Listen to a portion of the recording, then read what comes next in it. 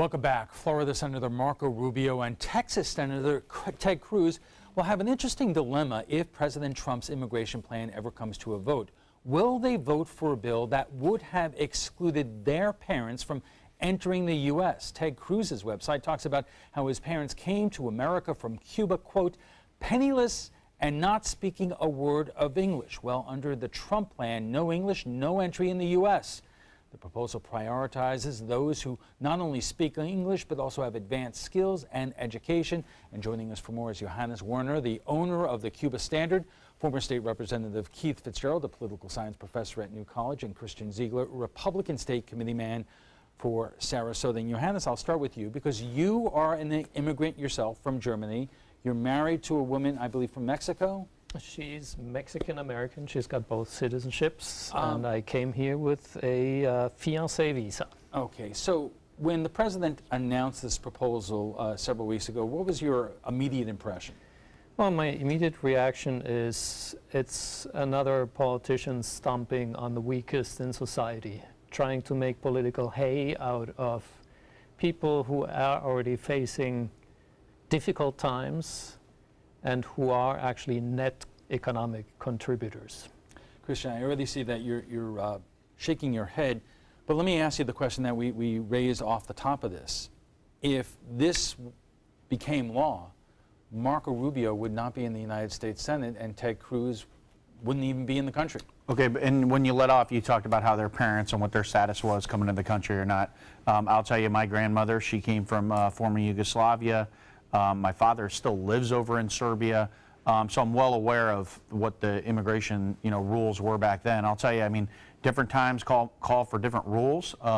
We've gradually increased the amount of immigration every year, legal immigration we're talking about, from 200,000 to 500,000. Now we're at a little over 1 million each year. Our country at this point, I mean, we need to be able to pay for ourselves. Our debt's through the roof. We have record national debt, and it's time to really crack down and put down rules that bring the best and the brightest into our country. I mean, it's not our job in the U.S. to really take care of the world and pay the bills and give everyone in the world an opportunity. It's our job to look after our citizens, and legal immigration is our only opportunity to hand select who is allowed into our country. And you say that even though if this law was in effect, you wouldn't be here. I do say that because, look, there's different generations, Alan. I mean, we look back, and when our grandparents came here, came through Ellis Island and through the legal process, at least my ancestors did. When they came through here, we had a different country at the time. Our debt was not where it was. Our welfare state wasn't established like it is now. And we just can't open the doors, and you have to have some criteria. And to be honest, now looking at this criteria, it makes a lot of sense to go to a merit versus some lottery or some family criteria. So I think it's a great plan. Keith, over time, there has been an ebb and flow in the number of immigrants that the U.S. has allowed into the country. Is it, as Christian would suggest, time to basically raise the bar or close the door a little bit so we can take care of ourselves?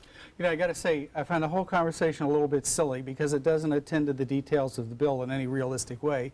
We've let in roughly around 1 million people for quite some time. The people that this bill will affect are the people who come in who are very close relatives of immigrants who have come already. So you're talking about the adult children of an American citizen, the grandparents or the parents of an American citizen. So first of all, it's not a crackdown on anything. These are legal people. Second, it's not going to have a gigantic impact on any kind of labor market because under this law, you cannot qualify for these categories unless you have a sponsor who will say, we will take care of this person so they'll never be on public assistance. All right, so the question is, if it's not going to have real impact on the bottom line, what is at play here? And we are just getting warmed up with our conversation. We'll have much more right after we check First Alert Weather, so stay with us. It is going to be a busy month in Congress. A vote on the debt ceiling. The government has to be funded. Texas is going to need a massive hurricane relief dollars, and President Trump wants to cut legal immigration to the U.S. And joining us for more is Johannes Werner, the owner of the Cuba Standard, former State Representative Keith Fitzgerald, a political science professor at New College, and Christian Ziegler, Republican State Committee man for Sarasota. And Johannes, I want to give you an opportunity to respond to Christian. and ask what is wrong at this point in terms of these are different times and different ages than our grandparents and even you when you came into the country came here. What is wrong with trying to increase the level in terms of education and economic ability of today's immigrants? I'm actually glad that someone brings up this issue. This is something that needs to be fixed. The United States does not put enough emphasis in getting high-skilled people into the United States. There's practically a lottery for high-skilled people, and that's not good. So I'm glad that someone is bringing up that issue. But if you do a win-lose situation, that's not good. You're going to affect families, you're going to separate families, and as Keith said, I don't think it's going to work. People are going to come anyways. Can I say something about that? Because I think one of the things that, we can try to make this into a black, white, liberal, conservative, whatever kind of thing. I don't think that's true at all. I think a lot of people across the spectrum think that we should have more emphasis on high skills, and we should have a higher emphasis on developing the economy in certain areas. I think one of the things about this policy is that it's sort of foolish to undercut the ability of people to bring their children into the United States if you're trying to attract them to come here to get a job. So it's not so much that in principle I think it's an awful idea. I think it just oversteers. Christian, let me give you a chance here. Yeah, so I do agree with you with the high skilled, and we need to focus on really fixing that. But the question is, I mean, you're talking about the give or take. You have to. Where do we set the limit? I mean, how do we set this limit? Do you support just opening the doors and allowing 7 billion people in this world to flood into the United States?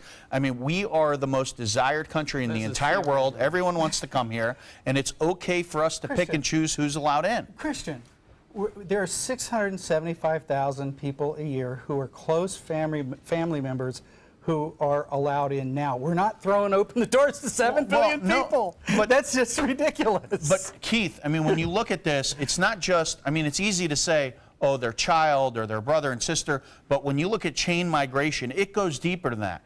Cousins, they just keep going down the line, and we can't just allow. Who is they? The government. The government has a strict criteria. When you go down it, We've you had get the certain same points. criteria since 1965. They haven't changed. Which is when they went to chain migration, and that's what Donald Trump's putting into. Absolutely. Christian, and when you look at this, honestly, Keith, look. hold on, let me finish. Let me finish. So when you look at this, they have a criteria based on brothers and sisters get certain points. Yeah. You start going down that, which is fine, and some people agree with that, right? With that system, which is fine. But what Donald Trump is doing is he's changing from a chain migration system, a focus on that, a focus on a diversity lottery, which makes no sense that we're just pulling names out of a hat. Christian, and he's going to high-skilled, highly educated individuals that can come here and stand on their own. I wrote my doctoral dissertation on immigration policy precisely because it was not a simple black-white issue. It didn't cut across ideological, partisan grounds all the way back to the 19th century. You're using the term chain migration in a completely nonsensical form. That is a specific word which has a specific meaning. And honestly, Christian, you don't know what it means. You're absolutely incorrect. I appreciate the liberal professor. You just don't know what the word means. That's not true. Let me get a question in here. I'm looking at a list here, Christian. John McCain, Marco Rubio, Jeff Flake, Susan Collins, Lisa Murkowski, Ted Cruz.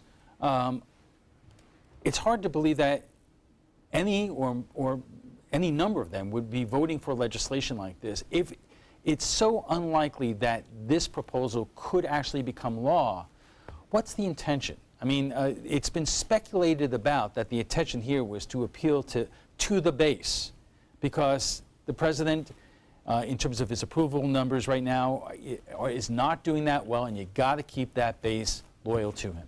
There are a lot of people, when you look at middle America, that are concerned with immigration. Their jobs are being taken, they're concerned with that. You have high-skilled people that should be allowed in, they're having trouble. And really, to go back to Keith, I mean, Keith, it's fine that you sit at your university and you're doing these studies and you're doing these papers. I will tell you, my family, my brother, my half-brother lives in Serbia. He's in med school. He would like to come over to this country. And I don't believe that it's fair that we put people forward because of a lottery or just because, we allow people that are in this diversity lottery, which is like crazy, or someone's cousin to come in before him who would come here, go to med school, be a doctor, and be a contributing member of society. You're yelling, so, Christian. Listen, no, I'm just making my point, Keith. Diversity, 75,000 people a year. I'm happy if you want to do away with it.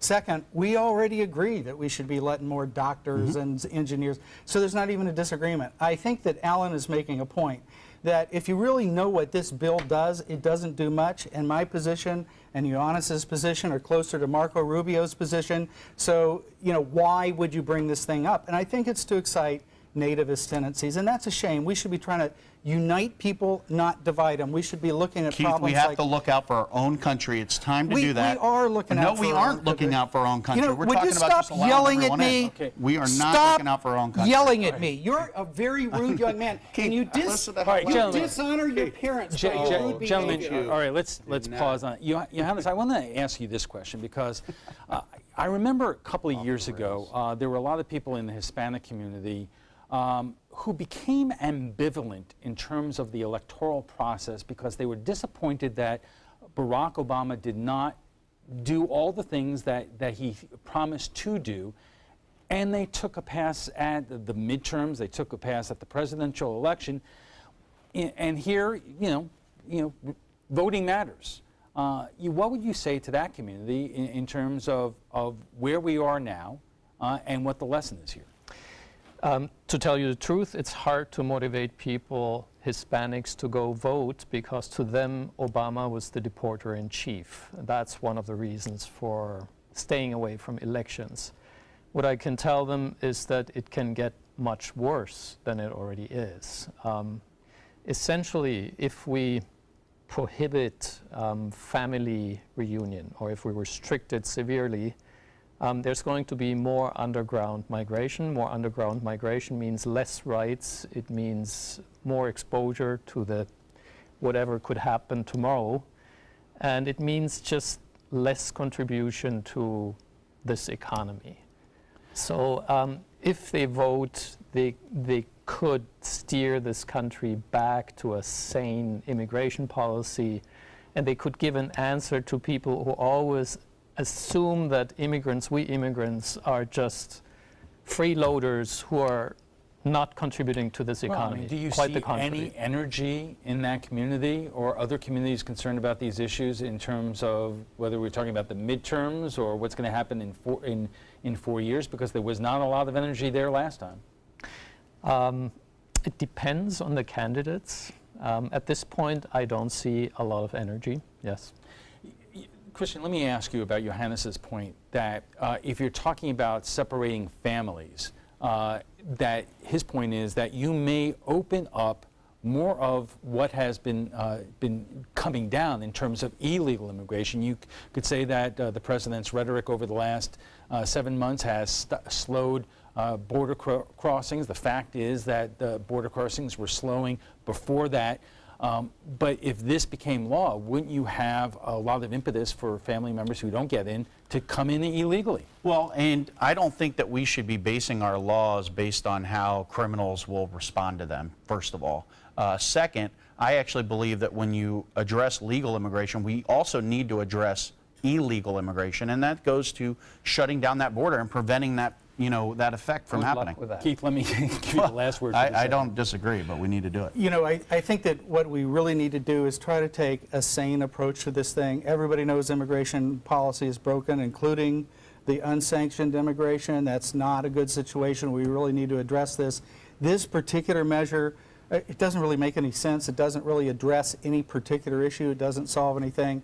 And I'm with Marco and John McCain on this one. I think that we need comprehensive, sensible policy that unites people and doesn't divide people. All right, let's take a quick break and we'll have final thoughts when we return. Welcome back. President Trump plans to cut immigration in half by 2027. Our guests join us right now for final thoughts. So, Johannes, you take a look at this bill, and obviously you see there is merit to raising the bar in terms of people who are accomplished coming into this country. Any predictions in terms of whether you think that this bill is going to go anywhere? I'm not the political expert in terms of U.S. policy, but I don't think that big business interests will let this pass. Keith, you are the political expert on this panel, and you do say some merit in terms of raising the bar in terms of the immigrants who are coming into the country. But do you think that the president's motivation was immigration policy or domestic politics? Well, I don't think this bill's ever going to come to the floor for the reason Johannes just said. The chamber hates it. I think it is a political move, and I think it gives you an indication of what's broken with our politics. We should be less divisive and more constructive. This is a policy that we all know is broken. We can't make any progress in it as long as people are just playing political games with it, and I think that's what the president is doing here. Christian, I know how you feel about this, but would you acknowledge that there was any politics in play here? Well, I think that you can say, are politics in play, or is he just delivering based on what he campaigned on and what the American people elected him on? I don't remember him campaigning on cutting legal immigration. You're saying cutting legal immigration, that's how you're phrasing it, but what he's actually doing is he's putting criteria in going forward for legal immigration. So he did actually campaign on a merit-based system, which is exactly what this does. Now, the limits, obviously those change. Those go up and down based on the years, and that's traditionally and historically been done. All right, so we have to leave it there, but before we go, last year, Florida voters voted overwhelmingly to make medical marijuana legal. Last night, we reported that public schools are struggling with what to do. While some school districts say medical marijuana will be administered to students just like any other medication as long as they have a prescription, other school departments still have no idea what to do. One reason, under federal law, marijuana, whether it is being prescribed by a doctor or not, is still illegal federally. We asked you on Facebook about your thoughts, and Tracy says if they need to take it at school, it should be there as same as any other prescribed medication. Nate adds, if the kids need medicine, then give it to them. Stop with the foot dragging. And from Vanessa, it is prescribed medicine. Handle it like the rest of the prescribed medicine. Duh. Well, if you'd like to join the conversation on tonight's topic, just visit our Facebook page at facebook.com/mysuncoast.com ABC7. And coming up, if you can watch past Roundtable discussions, they're on demand. They're available on Apple TV, Amazon Fire, and Roku. We want to thank our guests for being here tonight. Johannes Werner is the owner of the Cuba Standard. Former State Representative Keith Fitzgerald is a political science professor at New College, and Christian Ziegler is the Republican State Committee man for Sarasota.